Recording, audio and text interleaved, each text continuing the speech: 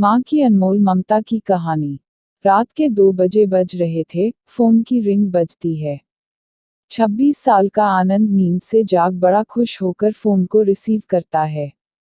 माँ की अनमोल ममता की कहानी खुश इसलिए होता है क्योंकि उसकी नई नई गर्लफ्रेंड बिना टाइम देखे कभी भी उसको फोन कर देती है। फोन की दूसरी तरफ से आवाज आती है, जन्मदिन मुबारक हो बेटा। आज मेरा बेटा पूरे 26 साल का हो गया है। मैं बहुत खुश हूँ। माँ की आवाज सुनते ही आनंद के चेहरे के एक्सप्रेशन बदल जाते हैं। वो गुस्से में बोलता है, माँ तुझे समझ नहीं आता क्या? इतनी सी बात के लिए मेरी नींद खराब कर दी। यह बात तो तू मुझे सुबह भी बोल सकती थी। इतना कहकर वह फोन काट देता। थोड़ी देर बाद फिर से फोन की रिंग बजती है। आनंद फिर से फोन उठाता है और इस बार फोन पर पापा होते हैं।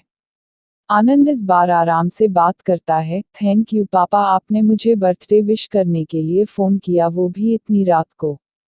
पापा कहते हैं, नहीं बेटा, मैंने तुम्हें मुबारकबाद देने के लिए नहीं बल्कि ये बताने के लिए फोन किया है कि तुम्हारी माँ बिल्कुल पागल है। वो इतनी पागल है कि पिछले 1 महीने से मुझे हर दिन तेरा बर्थडे याद दिलाते आ रही है। वो इतनी पागल है कि तू हमसे सैकड़ों किलोमीटर दूर है फिर भी उसने यहाँ पर खुद अपने हाथों से तेरे लिए केक बनाया है। ऊपर से ये जिद कर बैठी है कि जब तक तुझे विश नहीं कर देती तब तक न खुद खाना खाएगी ना मुझे खाने देगी। आनंद सब ध्यान से सुन रहा था और उसे ये महसूस भी हो रहा था कि उसने अपनी माँ को फॉर ग्रांटेड ले लिया था। वो बोला, नहीं पापा, माँ बिल्कुल पागल नहीं है। पापा कहते हैं, नहीं बेटा, तू अपनी माँ के पागलपन को नहीं जानता, मैं जानता हूँ। वह तो 26 साल पहले ही पागल हो गई थी जब डॉक्टर ने उसे कहा था या तो हम बच्चे को बचा सकते हैं या आपको।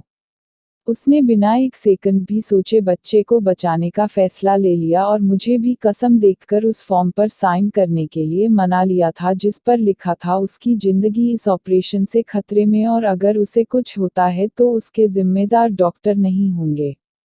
अब तू ही बता, बिना तुझे देखे जो औरत तेरे लिए मरने को तैयार हो जाए उसे हम पागल नहीं कहेंगे तो क्या कहेंगे? इतना कहकर पापा ने भी फोन रख दिया। आनंद ने भी अब यह महसूस किया था कि वह जो कर रहा था वो भूल नहीं, गुनाह था। हाँ, एक बार किसी इंसान को दुख दो तो कोई बात नहीं, लेकिन भगवान को दुख देना गुनाह ही होता है। और माँ भगवान से कम नहीं होती। पश्चाताप के आंसू उसकी आंखों से बह निकले। सवेरा होते ही आनंद अपने घर की ओर रवाना हो गया अपने माँ बाप से माफी मांगने के लिए।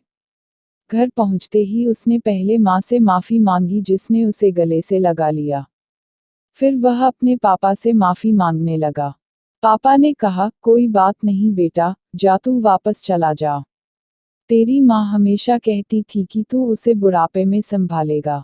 लेकिन मैं उसे समझा दूंगा, जैसे आज तक मैं उसे संभालते आया हूँ वैसे ही आगे भी मैं उसका ख्याल रखूंगा।